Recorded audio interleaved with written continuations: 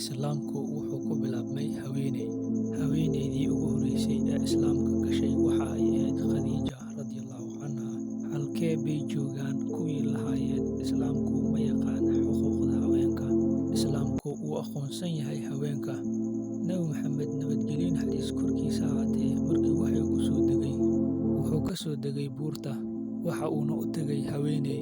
Khadiija iyadaa qabatay, dharka ku dabooshay oo dejisay. Khadiija waxay garab istaagtay Nebiga sallallahu calayhi wasallam. Taariikhda marnaba ma iloobi doonto Khadiijo. Khadiija mana iloobi karo qof walba oo muslim ah oo adduunkan joogo. Khadiijo ma ahayn mid uu Nebiga si caadi ah u doortay si ay u noqoto xaaskiisa. Maya, waxa ay ahayd haweeney gaar ah, aadna u qiimo badan.